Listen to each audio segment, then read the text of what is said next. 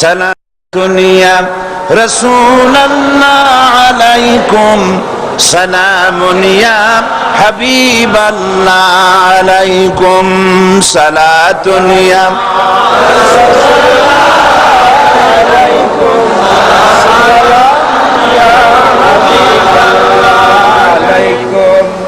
আলহামদুলিল্লাহ আলহামদুলিল্লাহ। আল্লাহ পাকের শুকরিয়া আদায় করছি।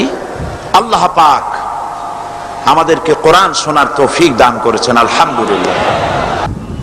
আচ্ছা, আপনারা বলেন তো, জেন, দুষ্ট জেন আর ভূত প্রেতে যদি আসর করে, তাহলে কোরআন শরীফের কোন আয়াত পড়তে হয়? জি, ওলামারা বলেন না, আয়াতুল কুরসি। কোনটা পড়তে হয় বলেন, কোনটা? চট্টগ্রাম তাফসীর মাহফিল উপলক্ষেও কিছুটা ভূত প্রেতের আসর হয়েছে। এই ভূত প্রেতের আসর থেকে রক্ষা করার জন্য সকলে আমার সাথে পড়েন যথারীতি। আউযু বিল্লাহি মিনাশ শাইতানির রাজীম, বিসমিল্লাহির রাহমানির রহিম।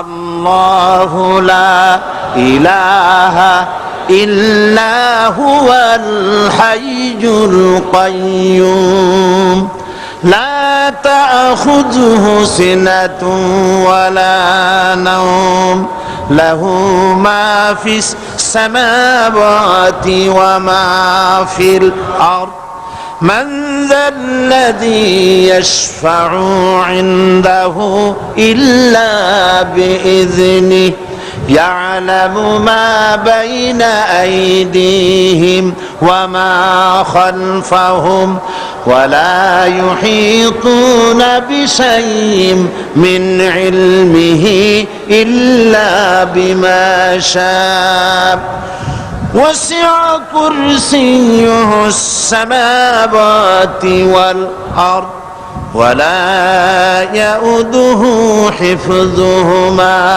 وهو العلي العظيم। صدق الله العظيم। সবাই বলেন সাদাকাল্লাহুল আযীম। আয়াতুল কুরসি, আগে এটার অর্থ করে নেই।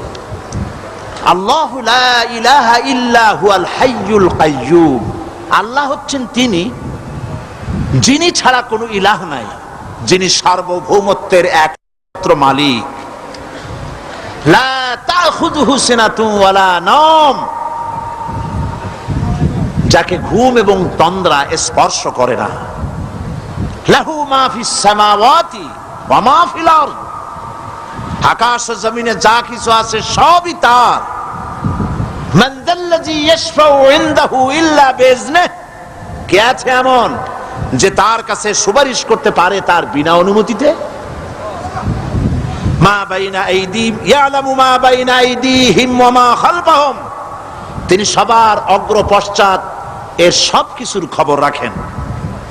ওয়ালা ইউহীতুনা বিশাইইন মিন ইলমিহি ইল্লা বিমা শা'a, তার জ্ঞাত বিষয়ের কিছুই মানুষ নিজেদের আয়ত্তে আনতে পারে না। অবশ্য আল্লাহ যদি কাউকে কিছু দিতে চান, ওয়াসি'a কুরসিয়্যুহু সামাওয়াতি ওয়াল আরদ, তার একচ্ছত্র ক্ষমতা এবং কর্তৃত্ব আকাশ এবং জমিনকে পরিব্যাপ্ত করে রেখেছে।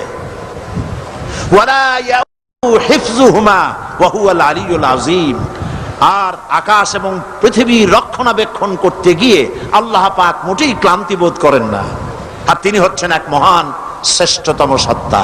বলি সাদাকাল্লাহুল আযীম। আয়াতুল কুরসি, এই আয়াতটি আয়াতুল কুরসি হিসেবে পরিচিত। কি নামে পরিচিত? আয়াতুল কুরসি। এখানে মহান আল্লাহ পাকের এমন সব পূর্ণাঙ্গ পরিচিতি পেশ করা হয়েছে যার নজির গোটা কোরআন শরীফে নাই। সুবহানাল্লাহ। তাই হাদিস শরীফে এই আয়াতটিকে শ্রেষ্ঠ আয়াত বলা হয়েছে। কোরআন শরীফের কি আয়াত? শ্রেষ্ঠ আয়াত বলা হয়েছে। আমরা প্রত্যেকটি ফরজ নামাজের পরে এই আয়াতে কারিমা পড়ে থাকি, ঠিক কিনা বলে? আল্লাহ বলেছেন প্রত্যেক ফরজ নামাজের উপরে আয়াতুল কুরসি যে ব্যক্তি পাঠ করবে, কিয়ামতের দিন আল্লাহ রাব্বুল আলামিন ওই ব্যক্তির ব্যাপারে সিদ্ধান্ত নেবেন, আল্লাহ তাকে জান্নাত দান করে দিবেন। হতে পারে এবার আপনারা কেউ করতে পারেন, বাস ওয়াজ আর না শুনলে চলবে, আয়াতুল কুরসি পড়বো আর জান্নাতে চলে যাব। না, বিষয়টা এমন নয়। বিষয়টা হচ্ছে এই আয়াতুল কুরসির মধ্যে এমন কিছু কথা আছে যা বুঝে যদি পড়ে আর আমল করে, আল্লাহ পাক কিয়ামতের সিদ্ধান্ত নেবেন, জান্নাত দিয়ে দিবেন। সুবহানাল্লাহ, বলেন সুবহানাল্লাহ। এর কারণ হলো আয়াতুল কুরসির মধ্যে আল্লাহ পাক সার্বভৌমত্বের কথা বলেছেন। আজ আমরা স্লোগান দেই সব সমস্যার সমাধান। ও মাশাআল্লাহ, চট্টগ্রামের সবাই বোধহয় এই পরিচিত স্লোগানটা জানেন না। জবাব তো আপনারা জবাব দিতে পারলেন না কেন? সব সমস্যার সমাধান দেন স্লোগান আপনারাই।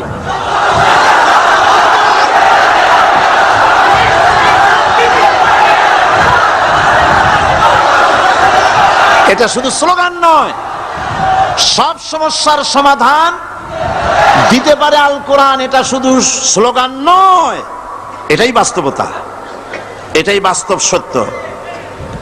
আয়াতুল কুরসির মধ্যে রয়েছে একটি জটিল সমস্যার সমাধান, যাকে সহজ কথায় বলা যায় গদি সমস্যার সমাধান। কুরসি মানে হলো গদি। আজকাল গদি নিয়ে কি হচ্ছে টের পাচ্ছে না ভাই? এই গদি নিয়ে টানাটানি হচ্ছে পৃথিবীর সর্বত্র। সার্বভৌমত্বের মালিক কে হবে? এইটা তো আপনারা বলতেছেন, কিন্তু যারা কোরআন জানে না তারা বলে সার্বভৌমত্বের মালিক জনগণ। দেখেন না, ওরা বলে সকল ক্ষমতার উৎস জনগণ। কারা বলে? নেতা নেত্রীরা বলেন সকল ক্ষমতার উৎস। কর না কেন? উৎস জনগণ। এই কথাটা হলো আসলে ভোটারদেরকে পাম্পট্টি দেওয়া, আপনাদেরকে ফুলাইয়া ডানলপ টায়ার বানায়। আপনারা খুব খুশি হবেন সমস্ত ক্ষমতার উৎস তাহলে আমরা। আরে বাবারা, তোমরা সকল ক্ষমতার উৎস যার পেট ভরা ময়লা, নাকের মধ্যে ছাতা, দাঁতে ছাতা, তুমি হবা সকল ক্ষমতার উৎস। আহার, ক্ষমতার ঠেলায় একটা সাপ দেখলে ভয়তে সিট হয়ে পড়ো, সাইকেলের টায়ার বাস্ট হইলে হার্ট ফেল করে। সকল ক্ষমতার উৎস, সকল ক্ষমতার উৎস জনগণ। এই কথা বলা কবিরা গুনাহ, এই কথা বিশ্বাস করা হারাম, এই কথা বিশ্বাস করা শিরক। কারণ সকল ক্ষমতার উৎস জনগণ, এই কথা যদি বলা হয় তাহলে কোরআনে কারীমের সাথে কন্ট্রাডিকশন হয়, সাংঘর্ষিক। আল্লাহ পাক কি বলেছেন? আল্লাহ পাক বলেছেন আন্নাল কুওয়াতা লিল্লাহি জামিআ। বলেন আন্নাল কুওয়াতা লিল্লাহি জামিআ। আমার আল্লাহ রাব্বুল আলামিন বলেন, জেনে রাখো নিঃসন্দেহে সকল ক্ষমতার উৎস কেবলমাত্র আল্লাহ রাব্বুল আলামিন। সকল ক্ষমতার উৎস কে? জোরে বলেন আল্লাহ, আল্লাহ, আল্লাহ। তিনি একমাত্র সকল ক্ষমতার উৎস। কোরআন আয়াতুল কুরসি আল্লাহ কোরআনে নাজিল করে সার্বভৌমত্বের মালিক কে হবে সমস্যার সমাধান করে দিলেন। রাসূল করিম সাল্লাল্লাহু আলাইহি ওয়াসাল্লাম মানুষের সার্বভৌমত্ব খতম করে মদিনায় আল্লাহর সার্বভৌমত্ব কায়েম করে তিনি একটি রাষ্ট্র কায়েম করলেন। মদিনার রাষ্ট্রের সার্বভৌমত্বের মালিক কে ছিলেন? আল্লাহ। জোরে বলেন কে ছিলেন? আল্লাহ। মানুষ তখন দেখতে পেল খোদাই সার্বভৌমত্বের ভিত্তিতে যে রাষ্ট্র গঠন হয় সেই রাষ্ট্র মানবতার জন্য কত কল্যাণকর হয়। সুবহানাল্লাহ বিহামদি। আয়াতুল কুরসিতে বলা হলো যে সার্বভৌমত্বের মালিক এই ক্ষমতাটাকে আরবিতে বলা হয় উলুহিয়াত। এই ক্ষমতাকে সার্বভৌমত্বের ক্ষমতাটাকে আরবিতে কি বলা হয়? উলুহিয়াত। আর যার হাতে এই ক্ষমতাটা থাকে তাহলে বলে ইলাহ, তাকে কি বলা হয়? আল্লাহ রাব্বুল আলামিন আয়াতুল কুরসির শুরুতে এই কথাটাই বলে দিলেন, আল্লাহু লা ইলাহা ইল্লা হুয়াল হাইয়ুল কাইয়্যুম। আল্লাহ তিনি যিনি ছাড়া কোনো ইলাহা নাই। তার মানে হলো সার্বভৌমত্বের একচ্ছত্র মালিকানা কার হাতে? চিৎকার দিয়ে বলুন, আল্লাহ রাব্বুল আলামিনের হাতে। সার্বভৌমত্বের এই ক্ষমতা হস্তান্তরযোগ্য নয়। আর সার্বভৌমত্বের মালিক যিনি হবেন তার শুরু থাকবে না, শেষও থাকবে না। এই কোয়ালিটি কার মধ্যে আছে? আল্লাহ পাকের মধ্যে। আল্লাহ পাক বললেন তিনি হচ্ছেন আল হাই আল কাইয়্যুম। তিনি হাইয়্যু, তিনি কাইয়্যুম। তিনি শাশ্বত, তিনি জাগ্রত, তিনি চিরস্থায়ী, যার শুরুও নাই, যার শেষও নাই। সুবহানাল্লাহ ওয়া বিহামদিহি। এই সার্বভৌমত্বের মালিকানা নিয়ে যারা বসে আছে, যে কোনো মুহূর্তে তার হাত থেকে ক্ষমতা ছিনতাই হয়ে যেতে পারে, পারে কিনা? আর ঘুমায় থাকলে, সার্বভৌমত্বের মালিক দাবি করে যদি ঘুমায় থাকে, ততক্ষণ ভারপ্রাপ্ত বানাবে কারে? এই জন্য মালিক হচ্ছেন আল্লাহ পাক, যাকে ঘুম এবং তন্দ্রা স্পর্শ করে না। সার্বভৌমত্বের মালিকের কোয়ালিটি আল্লাহ পাক বলছেন লা তাখুযুহু সিনাতুন ওয়ালা নাওম। পড়েন সবাই, লা তাখুযুহু সিনাতুন ওয়ালা নাওম। তার ঘুমও নাই, তন্দ্রাও নাই। হযরত মূসা আলাইহিস সালাম আল্লাহ পাকের কাছে একবার প্রশ্ন তুলেছেন, আল্লাহ পাক তুমি নাকি? আল্লাহ বলেন তুমি বিশ্বাস করো না? মূসা আলাইহিস সালাম বলছেন অবশ্যই বিশ্বাস করি। আল্লাহ পাক বললেন বিশ্বাস যদি করো তাহলে বুঝানো যাবে। হযরত ইব্রাহিম আলাইহিস সালাম বলেছিলেন আল্লাহ পাকের কাছে, কাইফা রব্বি আরিনি কাইফা তুহিল মাউতা। হে রব, তুমি আমারে দেখাও কেমনে তুমি মৃত্যুকে জিন্দাকে মৃত্যু করো, মৃত্যুকে জিন্দা করো, একটু দেখাও আমারে। আল্লাহ পাক বললেন আওয়ালাম তুমিন, বিশ্বাস করো না? ইব্রাহিম আলাইহিস সালাম সঙ্গে সঙ্গে বললেন বালা। নাম বললেন না। বালা মানেও হ্যাঁ, নাম মানেও হ্যাঁ, কিন্তু একটু বেশ কম আছে। তিনি নাম না বলে বালা বললেন। নামের অর্থ হলো হ্যাঁ, আর না বালার অর্থ হচ্ছে কেন নয়, অবশ্যই বিশ্বাস করি। ওয়ালাকিন লিয়াতমাইন্না কালবি। তবে আল্লাহ তুমি যদি চোখে দেখাও একটু, তাহলে এগুলি একটুখানি লিয়াতমাইন্না কালবি, আমার অন্তরাত্মা প্রশান্তি লাভ করবে যদি চোখে দেখতে পারি। আল্লাহ বলেন তাহলে তোমারে দেখাবো। আল্লাহ দেখাইলেন। মূসা আলাইহিস সালাম যখন বললেন যে আল্লাহ পাক আর মৃত্যুকে চিন্তা করো কেমনে, তুমি ঘুমায় থাকো, না ঘুমায় পারো কেমনে, তোমার নাকি ঘুম নাই, তন্দ্রা নাই। আল্লাহ পাক বলেন বিশ্বাস করো না? বলে আমি বিশ্বাস করি। তো ঠিক আছে তাহলে তোমার দেখাই। বললেন এক গ্লাস পানি নিয়ে আসো। এক গ্লাস পানি নিয়ে এসে দাঁড়িয়ে থাকো। আল্লাহ পাক মূসা আলাইহিস সালামকে বললেন এক গ্লাস পানি নিয়ে দাঁড়াও। আর ঘুমকে আল্লাহ পাক বললেন মূসারে ধরো। মূসা আলাইহিস সালাম নিদ্রাচ্ছন্ন হলেন, তন্দ্রা এসে গেল, হাত শিথিল হয়ে হাতের থেকে পানি ভর্তি গ্লাস পড়ে ভেঙে চুরমার হয়ে গেল। মূসা আলাইহিস সালাম ভয় পেয়ে গেলেন। আল্লাহ রাব্বুল আলামিন বলেন ভয় পাওয়ার কোনো কারণ নাই, তোমার প্রশ্নের জবাব আমি এভাবেই দিলাম। এক গ্লাস পানি নিয়ে কয়েক মিনিট দাঁড়াইতে পারো নাই, ঘুমের সঙ্গে সঙ্গেই গ্লাস পড়ে ভেঙে গেল। तमाम आकाश और जमीन গোটা সৃষ্টি জগৎ তোমার আল্লাহ পাকের হাতের মুঠার মধ্যে রয়েছে। আল্লাহ যদি ঘুমায় যায় সব শেষ হয়ে যাবে। तमाम সৃষ্টি জগতের ট্রাফিক কন্ট্রোল আল্লাহ কর্তৃক হয়, আর মানুষের যা হয় আল্লাহ পাক তার থেকে সম্পূর্ণ মুক্ত। আল্লাহ পাকের ঘুম নাই, তন্দ্রাও নাই। লা তাখুযুহু সিনাতু ওয়ালা নাওম, ঘুমও নাই, তন্দ্রাও নাই। আল্লাহ পাক সমস্ত রকমের মানবীয় কোয়ালিটি থেকে, গুণ থেকে মুক্ত, মুবাররা, পবিত্র। আল্লাহ রাব্বুল আলামিন সার্বভৌমত্বের একচ্ছত্র মালিক হচ্ছেন আল্লাহ পাক, তিনি ছাড়া কোনো ইলাহ নাই। তিনি পরিষ্কার করে বলছেন আল্লাহু লা ইলাহা ইল্লা হুয়াল হাইয়ুল কাইয়্যুম। সবাই পড়েন আল্লাহু লা ইলাহা ইল্লা হুয়াল হাইয়ুল কাইয়্যুম। আল্লাহ হচ্ছেন সার্বভৌমত্বের মালিক, তিনি ছাড়া কোনো ইলাহ নাই। এমন একটি আয়াত তাফসীরের জন্য আল্লাহ এনে দিয়েছেন, যেই আয়াতটি বুঝলে পরে দুনিয়া শান্তি, আখিরাতেও শান্তি, গদি সমস্যার সমাধান হবে, সব সমস্যার সমাধান হবে।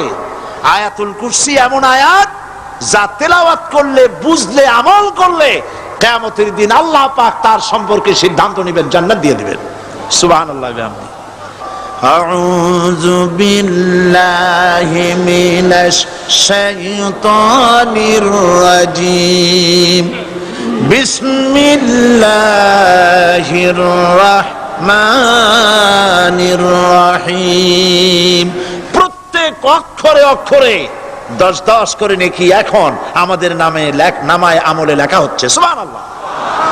গলা ছেড়ে দিয়ে সবাই পড়েন আমার সাথে আল্লাহু লা ইলাহা ইল্লা হুয়াল হাইয়ুল কাইয়্যুম লা তাখুযুহু সিনাতুন ওয়ালা নাওম লাহু মা ফিস সামাওয়াতি ওয়া মা ফিল আরদ من ذا الذي يشفع عنده إلا بإذنه يعلم ما بين أيديهم وما خلفهم ولا يحيطون بشيء من علمه إلا بما شاء وسع كرسيه السماوات والأرض ولا يؤوده حفظهما وهو العلي العظيم صدق الله العظيم। আয়াতুল কুরসি হচ্ছে কোরআন শরীফের সর্বশ্রেষ্ঠ আয়াত। সুবহানাল্লাহ। রাসূল বলেছেন আয়াতুল কুরসি হচ্ছে কোরআনে কারীমের সর্বশ্রেষ্ঠ আয়াত, এবং আল্লাহ পাকের তাওহীদের ব্যাপারে, সার্বভৌমত্বের ব্যাপারে এত বিস্তারিত অল্পের মধ্যে আর অন্য কোন আয়াতের মধ্যে ভাবে আসে নাই। এই জন্য আয়াতুল কুরসির এত মর্যাদা। কালকে আরো একটি হাদিস শোনাইছিলাম, বোধহয় নিশ্চয়ই আপনাদের মনে আছে, প্রত্যেক ফরজ নামাজের পরে আয়াতুল কুরসি যে একবার পড়বে, তেলাওয়াত করবে, কিয়ামতের দিন আল্লাহ পাক তার সম্পর্কে সিদ্ধান্ত নেবেন, তাকে জান্নাত দিয়ে দিবেন। সুবহানাল্লাহ কইতে ইচ্ছে করলো না? আলহামদুলিল্লাহ বলবেন না? তার অর্থ হলো এই আয়াতুল কুরসি যদি মানুষ পড়ে আর বোঝে, আর ওই অনুযায়ী যদি আকীদা তৈরি হয়, জীবন তৈরি হয়, তার জীবন জান্নাতের জন্য তৈরি হয়ে যায়। গতকাল আল্লাহ পাকের সার্বভৌমত্বের কথা আমরা আলোচনা করেছিলাম। আলোচনা করব আল্লাহ পাকের পরিচয়। আল্লাহ পাক তিনি কে? আমরা বলি আল্লাহ। আমরা কি বলি? বলেন সবাই, কি বলি? আমি অনেকবার আপনাদেরকে এই কথাটা বলেছি, বোধহয় নিশ্চয়ই মনে আছে। আল্লাহ এই উচ্চারণটা আমাদের অনেকের হয় না, কেউ বলে না আল্লাহ। আল্লাহ পাকের উচ্চারণটা হচ্ছে, আল্লাহ পাকের নাম উচ্চারণ হচ্ছে আল্লাহ। মুখটা একটু গোল হয়ে যাবে, বলেন আল্লাহ আল্লাহ আল্লাহ। পৃথিবীতে বিভিন্ন জাতি তার স্রষ্টাকে, তারা যাকে স্রষ্টা মনে করে, বিভিন্ন নামে ডাকে। কেউ বলে ভগবান, কেউ বলে ঈশ্বর, কেউ বলে পরমেশ্বর, কেউ বলে বিধাতা, কেউ বলে গড। বিভিন্ন নামে লোকেরা এভাবে ডাকে।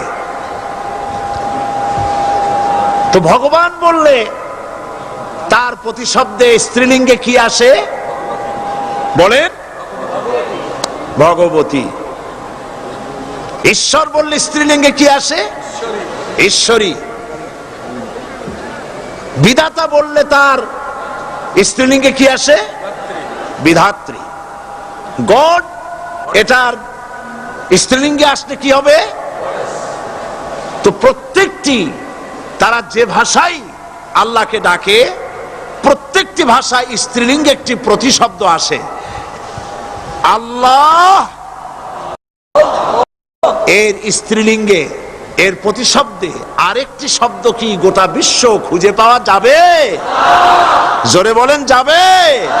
যাবে না। এবং অন্যান্য নামগুলি সন্ধি বিচ্ছেদ করলে অর্থই হবে না। গড এটাকে যদি উল্টায়া বলা হয় তাহলে কি হয়ে যাবে? এবার দেখুন, আল্লাহ এই নাম, আল্লাহর পরিচয় কি? যদি বলা হয় যে আল্লাহর পরিচয় কি, শুধু আল্লাহ দিয়ে আল্লাহকে চেনা যাবে, আল্লাহকে চেনা যাবে। আল্লাহ রাব্বুল আলামিন বলছেন, আল্লাহু লা ইলাহা ইল্লা হুয়াল হাইয়ুল কাইয়্যুম। আল্লাহ হচ্ছেন তিনি যিনি ছাড়া কোনো ইলাহ নাই, মাবুদ নাই, উপাস্য নাই। সুবহানাল্লাহ। এখন আল্লাহর যদি প্রথম একটা অক্ষর আলিফ ছেড়ে দেওয়া হয় তাহলে থাকবে কি? লিল্লাহ।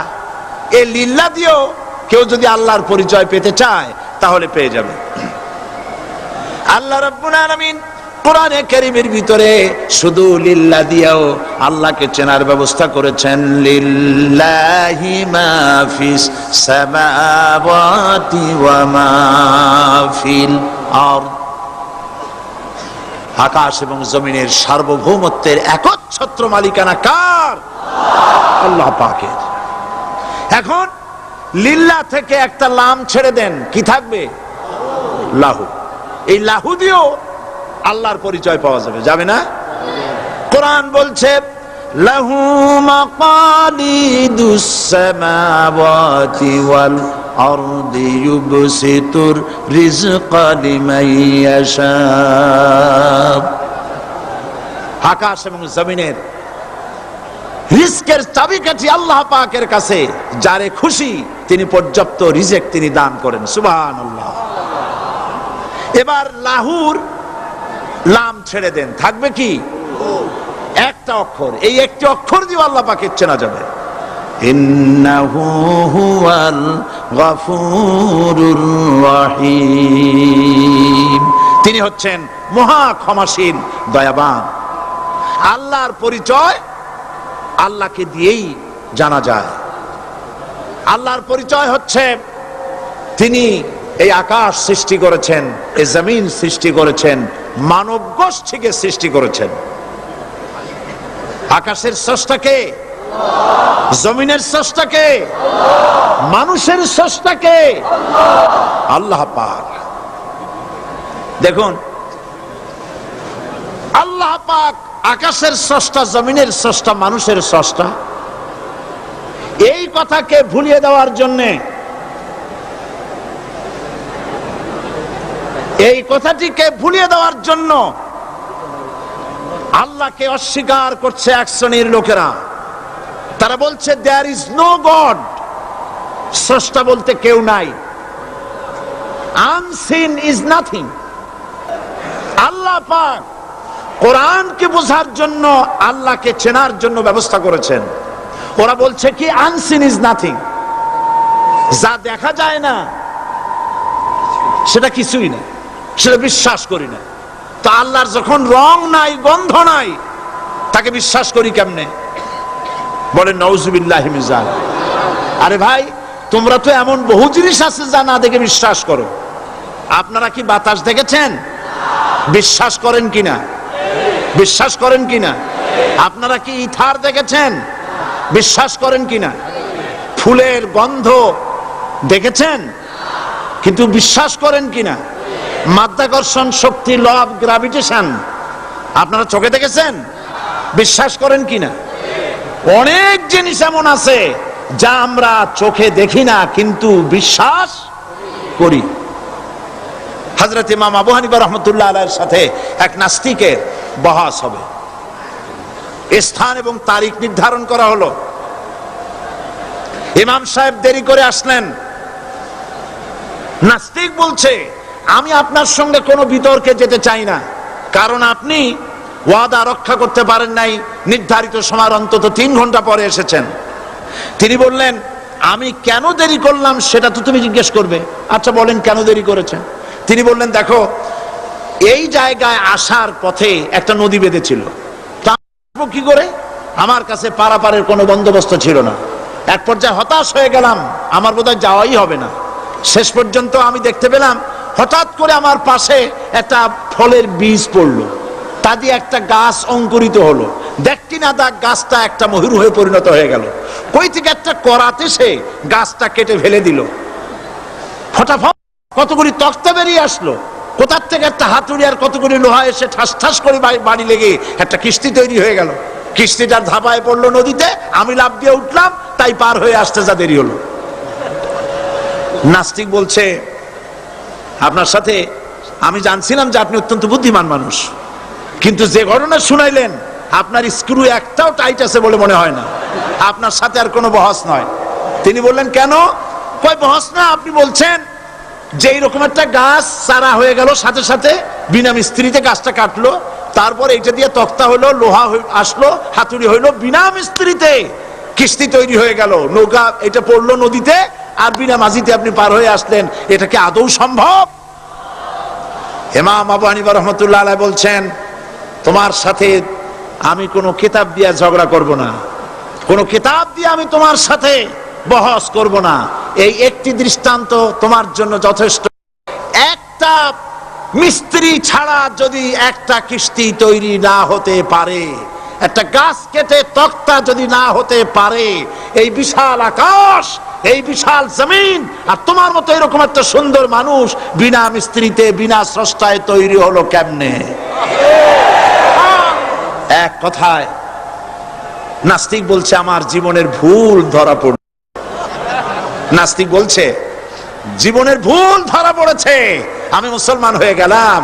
লা ইলাহা ইল্লাল্লাহু মুহাম্মাদুর রাসূলুল্লাহ।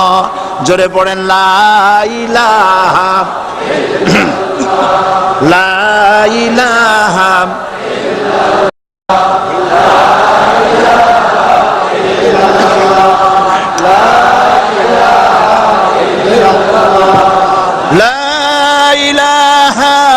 ইল্লাল্লাহু মুহাম্মাদুর রাসূলুল্লাহ।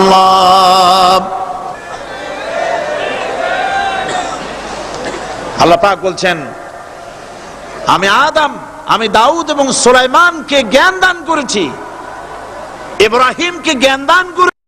কোরআন শরীফের বহু জায়গায় শুধু জ্ঞানের কথাই বলা হয়েছে। সুবহানাল্লাহ। সুতরাং বুদ্ধিজীবী, এই বুদ্ধিজীবীরা তারা আসল জ্ঞানটা নাই। আসল জ্ঞান কোনটা বলেন? কোনটা? ডক্টর শহীদুল্লাহ মরহুম, আমি অনেকবার বলেছি তার কথা, তাকে জান্নাতুল ফেরদাউস নসিব করুন, বলেন আমিন। ডক্টর শহীদুল্লাহ মরহুম বলতেন তার লোকদেরকে যে তোমরা বিদেশ থেকে অনেক ডিগ্রি নামের আগে আনতে পারো, তোমরা পণ্ডিত, একথা আমি স্বীকার করি, কিন্তু কোরআন শরীফের জ্ঞান যদি না থাকে তাহলে পণ্ডিতের আগে আর একটা শব্দ বসবে, মূর্খ পণ্ডিত। কোরআনের জ্ঞান পাণ্ডিত্যকে পরিপূর্ণ করে দেয়, কারণ ওয়ামা উতিতুম মিনাল ইলমি ইল্লা কালিলা। সুবহানাল্লাহ। আল্লাহ পাক বলছেন, তোমাদেরকে সামান্যতম জ্ঞান দান করেছি। কতটুকুন জ্ঞান? কতটুকুন? সামান্যতম জ্ঞান দান করেছি। সুতরাং আল্লাহ পাক কোরআনের মধ্যে তার নিজের পরিচয় ছোট্ট একটি সূরার মধ্যে ব্যাপক আকারে বলে দিয়েছেন। কি? কুল হুয়াল্লাহু আহাদ। সবাই পড়েন আমার সাথে, কুল হুয়াল্লাহু আহাদ আল্লাহুস সামাদ লাম ইয়ালিদ ওয়া লাম ইউলাদ ওয়া লাম ইয়াকুল লাহু কুফুয়ান আহাদ। আল্লাহ পাক বলেন, আল্লাহ এক এবং একক, তিনি কারো মুখাপেক্ষী নন, তিনি কাউকে জন্ম দেন নাই, তাকেও কেউ জন্ম দেয়নি, আকাশ আর জমিনে আল্লাহর সমকক্ষ কেউ নাই। সুবহানাল্লাহ। তাকে কেউ জন্ম দেয়নি, তিনিও কাউকে জন্ম দেননি। তিনি এক, তিনি ছিলেন, তিনি আছেন, তিনি থাকবেন। তার শুরুও নাই, তার শেষও নাই। সুবহানাল্লাহ। এই আল্লাহ রাব্বুল আলামিন তার পরিচয় আয়াতুল কুরসি সার্বভৌমত্বের পরিচয় দিয়েছে, আল্লাহর পরিচয় দিয়েছে। আল্লাহ তিনি খালিক। মানব সৃষ্টির এবং পৃথিবীর সৃষ্টির ইতিহাস ঘাটলে মানুষের যদি কিসমত ভালো থাকে, তাহলে আল্লাহর সান্নিধ্য, আল্লাহর অস্তিত্ব সম্পর্কে জ্ঞান তাকে আল্লাহ পাক দান করে দেন। সুবহানাল্লাহ। পৃথিবীর সৃষ্টির ব্যাপারে বুদ্ধিজীবীরা কি বলছে দেখুন। পৃথিবীর সৃষ্টির ব্যাপারে বিজ্ঞানীরা বলছেন যে এই পৃথিবী এরকম ছিল না, তো কি রকম ছিল? এইটা সূর্যের পাশ থেকে একটা উজ্জ্বল শক্তিশালী জ্যোতিষ্ক দারুণ ফোর্স নিয়ে যাচ্ছিল। সেই ফোর্স সহ্য করতে না পেরে সূর্যের একটি দুর্বলতম অংশ সূর্য থেকে ছিটকে মহাশূন্যে পড়ে গেল, আর ঘুরতে ঘুরতে এই পৃথিবীর অস্তিত্ব লাভ করলো। বিজ্ঞানের এই কথা যদি বিশ্বাস করতে হয়, তাহলে আমাকে বলতে হয় এখন তো মানুষেরা আর পৃথিবীতে ধরছে না, ঠিক কিনা? কথা বলছেন না কেন? মানুষ পৃথিবীতে এখন ধরতেছে। বিভিন্ন দেশ খালি বলতেছে মানুষ কমাও, সন্তান কমাও, বিভিন্ন পদ্ধতি গ্রহণ করো, আর মানুষ বাড়ায়ও না। আল্লাহ পাক বলছেন, আল্লাহু লা ইলাহা ইল্লা হুয়াল হাইয়ুল কাইয়্যুম। আল্লাহ হচ্ছেন তিনি, যিনি ছাড়া কোনো ইলাহ নাই। লা ইলাহা ইল্লাহু, তিনি ছাড়া কোনো ইলাহ নাই, সার্বভৌমত্বের মালিক কেউ নাই। এই যে লা ইলাহা, কোনো ইলাহ নাই, আমরা কালেমার মধ্যে এই কথাটা বলি। আমাদের কালেমায়ে তাইয়্যিবা আমরা কি উচ্চারণ করি? লা ইলাহা ইল্লাল্লাহু মুহাম্মাদুর রাসূলুল্লাহ। জোরে পড়েন, লা ইলাহা ইল্লাল্লাহ, লা ইলাহা ইল্লাল্লাহু মুহাম্মাদুর রাসূলুল্লাহ। লা ইলাহা, কোনো ইলাহ নাই। এই দাওয়াত দিয়েছেন দুনিয়ার সমস্ত পয়গম্বর। এটা কি শুধু রাসূলুল্লাহর দাওয়াত ছিল? সমস্ত নবীদের স্লোগান ছিল একটা। সমস্ত নবীদের স্লোগান ছিল কয়টা? সবাই বলুন, কি সেই স্লোগান? লা ইলাহা ইল্লাল্লাহ। কোরআন শরীফের ভিতরে ইলাহ শব্দ 147 বার এসেছে। লা ইলাহার অর্থ যদি এই হয়, কোনো উপাস্য নাই আল্লাহ ছাড়া, কোনো মাবুদ নাই আল্লাহ ছাড়া, মুহাম্মদ সাল্লাল্লাহু আলাইহি ওয়াসাল্লাম আল্লাহর প্রেরিত রাসূল, তাহলে তো এত ঝঞ্ঝাট হওয়ার কথা ছিল না। আপনারা বলেন, নবীরা যখনই এই দাওয়াত দিয়েছেন লা ইলাহা ইল্লাল্লাহ, তখন সংঘর্ষ হয়েছে কিনা? হয়েছে কিনা? বাধা আসছে কিনা? তাহলে এই কথাটা কি, যার কারণে এরকমের বাধা আসে? লা ইলাহা ইল্লাল্লাহ, এর চাইতে বিপ্লবাত্মক, এর চাইতে রিভলিউশন সৃষ্টিকারী কথা আল্লাহর আকাশের নিচে জমিনের উপরে আর একটাও হতে পারে না। লা ইলাহা ইল্লাল্লাহ। ইলাহ শব্দের অর্থ শুধু উপাস্য আর মাবুদ নয়। ইলাহ শব্দের অর্থ হচ্ছে আইনদাতা, ইলাহ শব্দের অর্থ হচ্ছে শাসনকর্তা, ইলাহ শব্দের অর্থ হচ্ছে বিধানদাতা। তো লা ইলাহা যখন একটি লোক ঘোষণা করে, তার অর্থ দাঁড়ায় কোনো আইনদাতা নাই, বিধানদাতা নাই, শাসনকর্তা নাই, কারো আইন মানি না, বিধান মানি না, শাসন মানি না, আল্লাহ ছাড়া। কে ছাড়া? আল্লাহ ছাড়া। এই কালেমার দাওয়াত যখন পয়গম্বরেরা দিয়েছেন, তখন 3 শ্রেণীর লোকেরা বাধা দিয়েছে। বলেন কয় শ্রেণী? সবাই বলেন। 3 শ্রেণীর লোকেরা বাধা দিয়েছে। লক্ষ্য করুন। 1 নম্বরে বাধা দিয়েছে রাষ্ট্র শক্তি। 1 নম্বরে বাধা দিল কারা? 2 নম্বরে বাধা দিয়েছে ধনাঢ্য ব্যক্তিবর্গ। 3 নম্বরে বাধা দিয়েছে যারা কায়েমি স্বার্থবাদী ধর্মীয় শক্তি। এই 3টি শ্রেণী সমস্ত নবীদেরকে বাধা দিয়েছে। সেই বাধা অতীতে যারা দিত এখন আর দেয় না, নাকি? এখনো দেয়। দেখুন, এই কালেমার দাওয়াত হযরতে মূসা আলাইহিস সালামকে যেদিন আল্লাহ পাক প্রথম ওহী দিলেন, এই দাওয়াত শুধু রাসূল দেন নাই, আল্লাহ পাক বলছেন প্রত্যেক নবী তার জাতিকে এই দাওয়াত দিয়েছেন। কি? আল্লাহ রাব্বুল আলামিন বলেন সকল নবী তার কওমকেই বলে দাওয়াত দিয়েছেন, ইয়া কওমি ইবুদুল্লাহা মা লাকুম মিন ইলাহিন গায়রু। হে সম্প্রদায়, আল্লাহ ছাড়া কোনো ইলাহ নাই, তার ইবাদত করো, তারই দাসত্ব করো, তার গোলামি করো। আল্লাহ পাক মূসা আলাইহিস সালামকে যখন নবুয়ত দিলেন, প্রথম যে ওহী এলো, প্রথম ওহীটাই ছিল ইন্নানি আনাল্লাহ লা ইলাহা ইল্লা আনা ফা'বুদনি ওয়া আকিমিস সালাতা লিযিকরি। নিশ্চয়ই আমি আল্লাহ, আমি ছাড়া কোনো ইলাহ নাই, আইনদাতা নাই, বিধানদাতা নাই, সুতরাং আমার দাসত্ব করো এবং আমার শরণার্থে নামাজকে প্রতিষ্ঠা করো। মূসা আলাইহিস সালামকে আল্লাহ পাক ওহী দিয়ে তাকে পাঠালেন। কোথায় পাঠালেন? আল্লাহ পাক বলেন, ইযহাব ইলা ফিরআউনা ইন্নাহু তাগা। গোটা কওম নাফরমান, আল্লাহর আইন কেউ মানছে না। গোটা কওমের কাছে না পাঠাইয়া আল্লাহ পাক সর্বপ্রথম মূসা আলাইহিস সালামকে দাওয়াত নিয়ে কার কাছে পাঠালেন? ফেরাউনের কাছে। কারণ ফেরাউন হচ্ছে রাষ্ট্রশাসক। ফেরাউন কি? রাষ্ট্রশাসক। হযরতে মূসা আলাইহিস সালাম ফেরাউনের কাছে গেলেন আর দাওয়াত দিলেন, ফেরাউন পড়ে নাও, লা ইলাহা ইল্লাল্লাহ।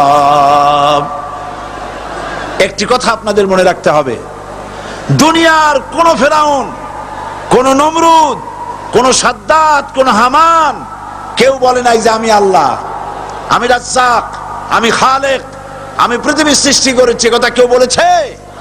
কেউ বলে নাই। কি বলেছে তারা? ফেরাউন বলেছে, মা আলিমতু লাকুম মিন ইলাহিন গায়রি, আমি তো জানি না আমি ছাড়া আরো কোনো ইলাহ আছে, এ কথা আমার জানা নাই, সুতরাং আমি হচ্ছি ইলাহ, আর তুমি বলছো লা ইলাহা। তার মানে হচ্ছে ওই সময় পয়গম্বরেরা, আল্লাহর নবীর সাহাবীরা, তারা জানতেন যে আমরা কিসের দাওয়াত দেই, আর যারা শুনতো তারাও বুঝতো কিসের দাওয়াত শুনতেছি। আজ আমার দেশে একই কালেমার দাওয়াত দেওয়া হয়, কিন্তু মানুষেরা বুঝতে পারে না কি শুনতেছি। ভাষা জানার ব্যাপারে, বোঝার ব্যাপারে হলো আসল বিষয়। এটা বুঝাতে গিয়ে আমি মাঝে মধ্যে একটা দৃষ্টান্ত দেই এভাবে। একজনের একটা রেশনের দোকান ছিল, সেই দোকানে তার একটা ময়না পাখি ছিল, আর ময়না পাখিকে কথা শেখানো যায় সেটা তো আপনারা জানেন। জি, ময়নাকে শিখায়েছে যে লাইন করুন, এক এক করে আসুন। ময়না এই কথা শিখেছে। সকালবেলায় যখন রেশনের দোকানে ভিড় পড়ে গেছে, তখন ওই পাখি খাঁচার মধ্যে বসে বলছে লাইন করুন, এক এক করে আসুন। একদিন খাঁচার দরজা খোলা পেয়ে পাখি উড়ে গিয়ে গাছের ডালে বসেছে। আশেপাশে যত পাখি ছিল তারা চিন্তা করলো এই রকমের পাখি তো কখনো দেখি নাই। ময়না তো দেখতে কাকের মতো না, শালিকের মতো না, দেখতে একটা ভিন্ন রকম। ওরা এসে চতুর্দিক থেকে এই নবান্ত, এই যে নতুন এসেছে, ওরে ঠোকরানো শুরু করেছে চতুর্দিক থেকে। ঠোকরানি খেয়ে ময়না বলতেছে লাইন করুন, এক এক করে আসুন। এখন ময়না তো বোঝে না যে কি বলতেছি, আর যে পাখিরা ঠোকরাচ্ছে তারাও তো বোঝে না যে কি শুনতেছি। ময়না যদি বুঝতো যে আমি কি বলি, সবাই মিলে ঠোকরায়, তাই জান বাঁচে না। লাইন করে ঠোকরাইলে তো কলজে যাবে, সব ঠোঁটে ঠোঁটে চলে আসে, বুঝে নাই। আমাদের অবস্থা তাই হয়েছে। সুতরাং এই কালেমার দাওয়াত যখন হযরতে মুসা আলাইহিস সালাম দিলেন, ফেরাউন বলল আমি তো জানি না যে আমি ছাড়া আরো কোন ইলা আছে, আইনদাতা তো আমি, তুমি নতুন কোথা থেকে আইনদাতা নিয়ে আসছো? ফেরাউন বলছে দেখো, আমারে বাদ দিয়া যদি অন্য কাউকে ইলা বলে তুমি মানো, আর সেই শিক্ষা যদি যে জাতিকে দাও, তাহলে আমি তোমাকে ধরে লাআজআলান্নাকা মিনাল মাসজুনিন, আমি তোমাকে কারারুদ্ধ করব, আমি তোমাকে জেলখানায় ঢুকিয়ে দেব। রাষ্ট্রশক্তি প্রথম বাধা দিল কারা? বলেন সবাই। সেই বাধা কি ওখানে শেষ হয়েছে না এখনো আছে? আছে কিনা জোরে বলেন। আমি তোমাকে জেলখানায় ঢুকাবো। হযরতে মুসা আলাইহিস সালাম বলেন ফেরাউন রে, জেলের ভয় আমি করি না, আমাকে জেলের ভয় দেখায়া লাভ নাই, আমি আল্লাহ পাকের পয়গম্বর হযরতে মুসা আলাইহিস সালাম। ফেরাউনের দলবল আছে, লোক লস্কর আছে, তার অস্ত্রের অভাব নাই। আল্লাহ রাব্বুল আলামিন মুসা আলাইহিস সালামের কাছে একটা অস্ত্র দিয়া দিলেন, দিছিলেন কিনা? দিছিলেন কিনা?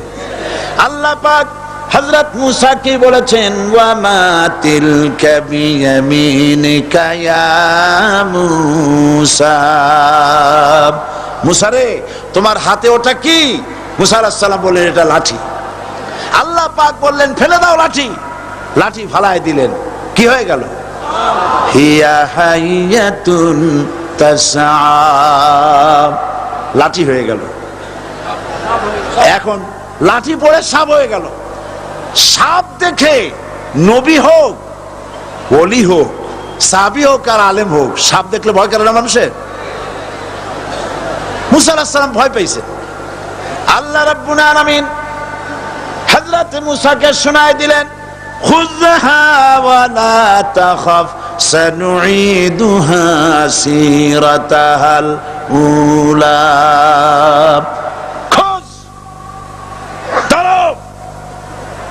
লা তাখাফ, ভয় পেও না। আল্লাহ বলছেন ধরো, ভয় পেও না। ধরার সঙ্গে সঙ্গে স্বাভাবিক অবস্থায় ফিরে আসবে, আবার লাঠি হয়ে যাবে। এখন আল্লাহ বলছেন ধরো, মুসা আলাইহিস সালাম কি ভয় পাওয়া উচিত হবে? আর উচিত হবে? মুসা আলাইহিস সালাম কি ভয় পাইছিলেন? কারণ হচ্ছে এই দুশমনের শক্তিটা খুব বড়ই দেখা যায়, মনে হয় যেন অনেক বড়, কি জানি কি।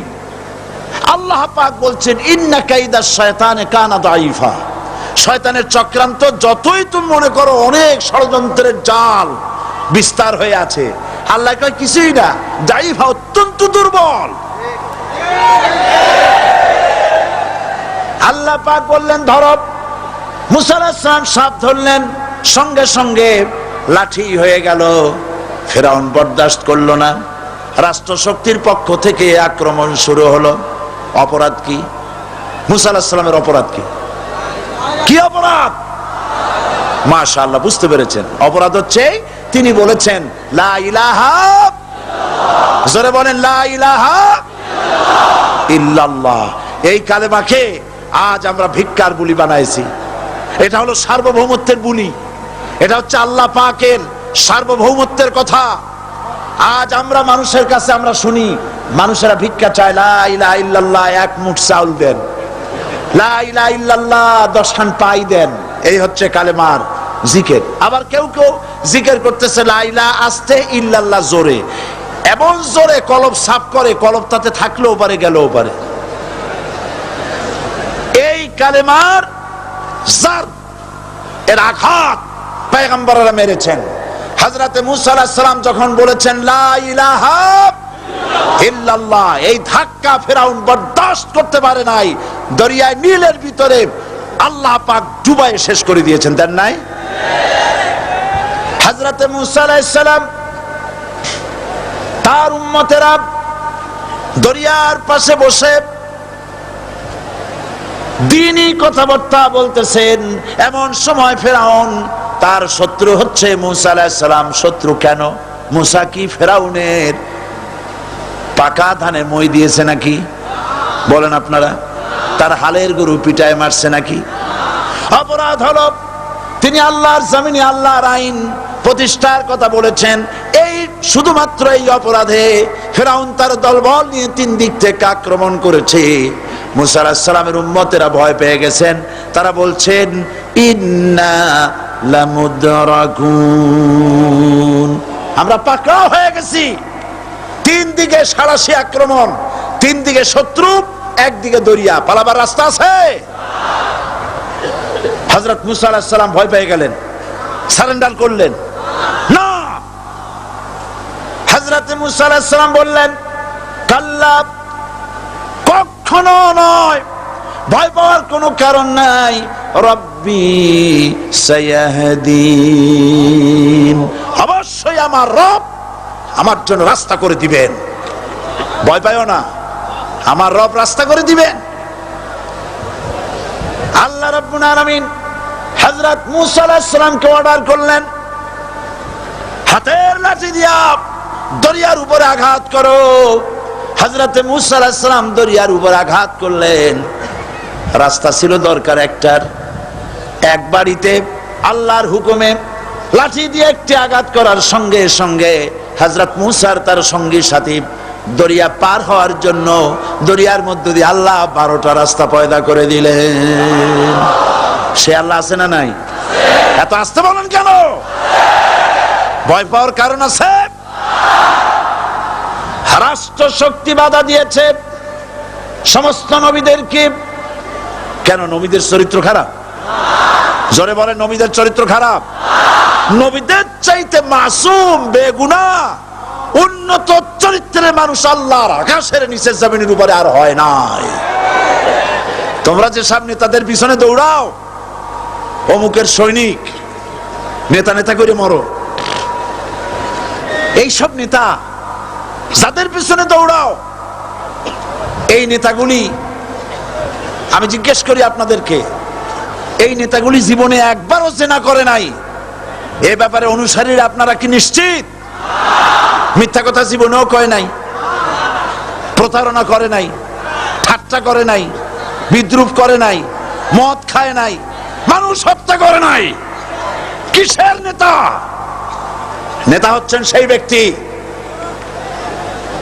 যিনি বলেছেন, ও আমার স্ত্রীরা, ও আমার সাহাবীরা, রাতের আধারে আমার মধ্যে যা আচরণ দেখতে পাও, দিনের আলোতে আমার মধ্যে যা দেখতে পাও, সবগুলি খুলে খুলে মানুষের কাছে বলে দাও। তার নাম বিশ্বনবী মুহাম্মদ রাসূলুল্লাহ সাল্লাল্লাহু আলাইহি ওয়াসাল্লাম।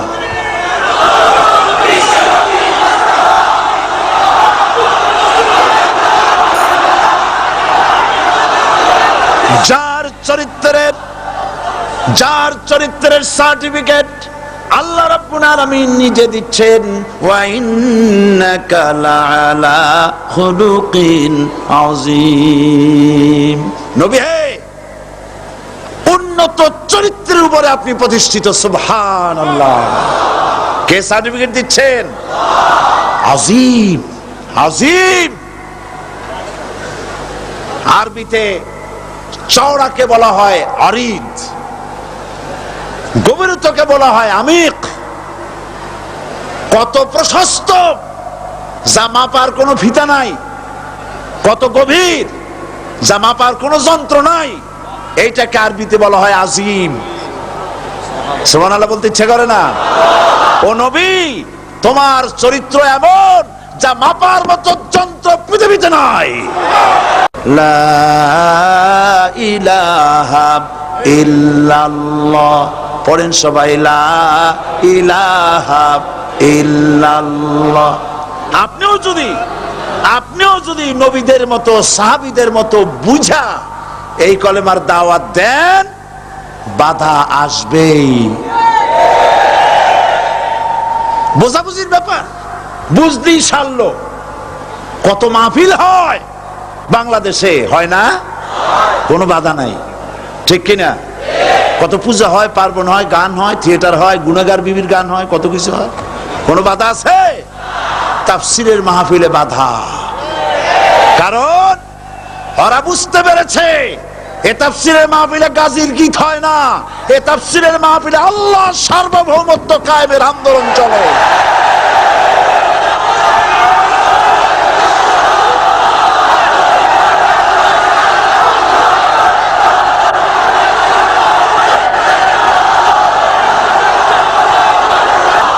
বিশ্বকবি আল্লামা ইকবাল কি সুন্দর করে বলেছেন, আজ ভি হো জু ইব্রাহিম কা ইমা पैदा आग कर सकती है एक अंदाज़े गुलिस्तां पैदा।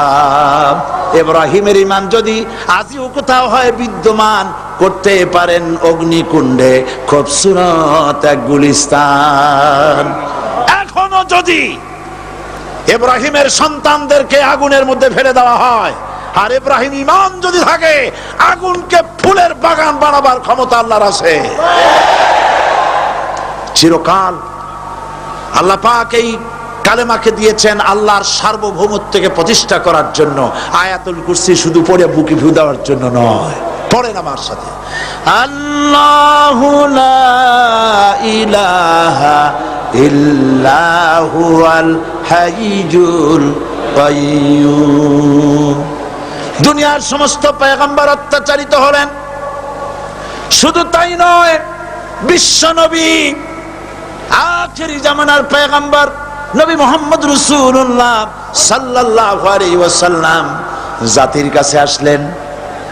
তিনি এসে বললেন, ইয়া আইয়ুহান নাস কুলু লা ইলাহা ইল্লাল্লাহ। প্রথম দাওয়াত, প্রথম দাওয়াত।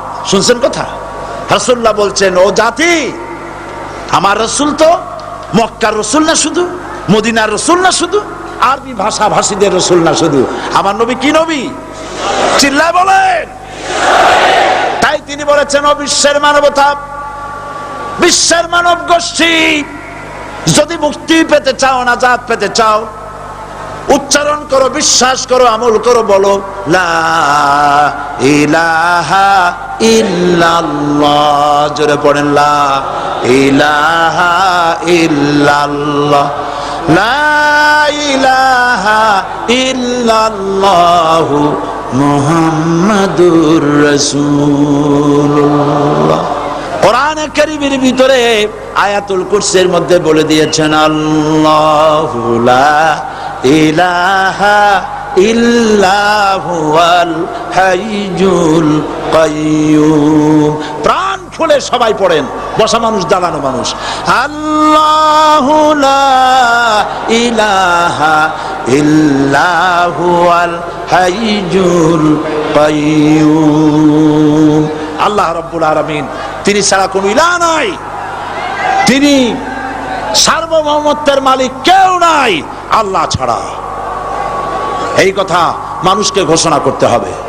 সুবহানাল্লাহ ওয়ালহামদুলিল্লাহ লা ইলাহা ইল্লাল্লাহ, সুবহানাল্লাহ ওয়ালহামদুলিল্লাহ লা ইলাহা ইল্লাল্লাহ, সুবহানাল্লাহ ওয়ালহামদুলিল্লাহ লা ইলাহা ইল্লাল্লাহ, লা ইলাহা ইল্লাল্লাহ মুহাম্মাদুর রাসূলুল্লাহ। আল্লাহুম্মা আমিন। রব্বানা যালামনা আনফুসানা ওয়া ইন লাম তাগফির লানা ওয়া তারহামনা লানাকুনান্না মিনাল খাসিরিন। সবাই পড়েন আমার সাথে, রব্বানা যালামনা আনফুসানা ওয়া ইন লাম তাগফির লানা ওয়া তারহামনা লানাকুনান্না মিনাল খাসিরিন। রব্বানা যালামনা আনফুসানা ওয়া ইন লাম তাগফির লানা ওয়া তারহামনা লানাকুনান্না মিনাল খাসিরিন। আলোচনায় যদি কোনো ভুল হয়ে থাকে আল্লাহ দয়া করে মাফ করে দাও।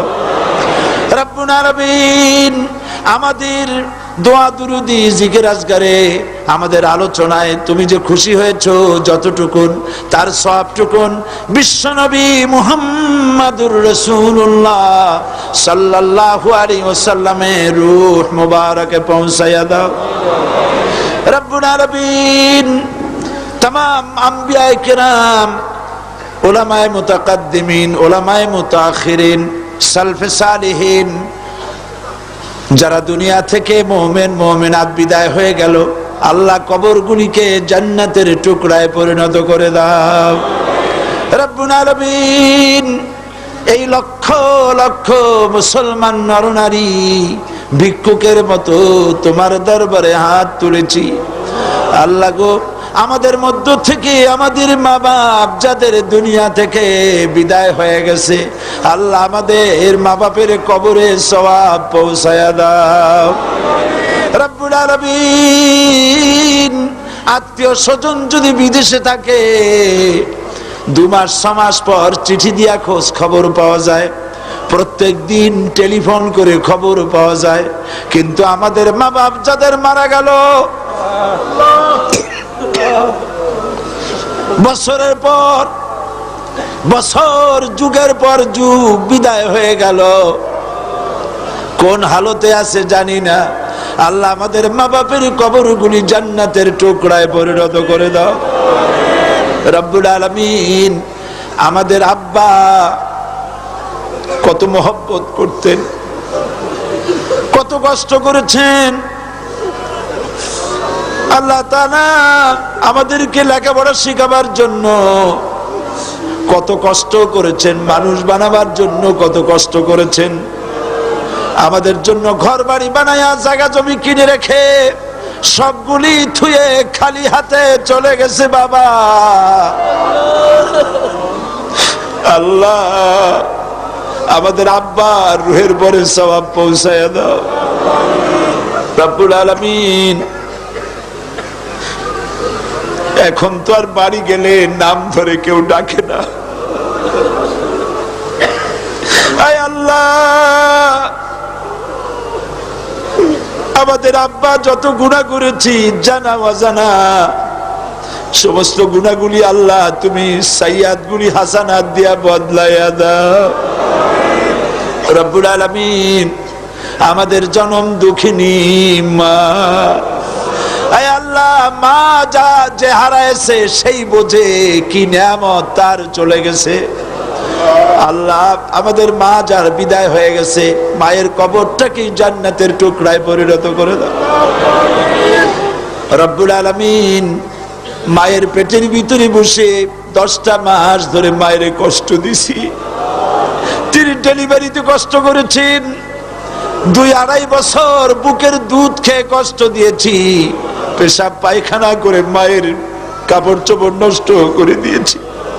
মা বিরক্ত হন নাই, থাপ্পড় মারেন নাই, আছাড় দিয়া ফালায় দেন নাই। আল্লাহ মা যাদের মারা গেল মাবুদ মায়ের কবরটাকে জান্নাতের টুকরা বানায়া দাও। রব্বির হামহুমা কামা রব্বায়ানি সগীরা। আমার ভাইয়েরা আমার মা বোনেরা করুণ ভাবে আল্লাহরে বলেন রব্বির হামহুমা কামা রব্বায়ানি সগীরা, রব্বির হামহুমা কামা রব্বায়ানি সগীরা। রব্বানা তাকাব্বাল মিন্না ইন্নাকা আনতাস সামিউল আলিম ওয়া তুব আলাইনা ইন্নাকা আনতাত তাওয়াবুর রহিম।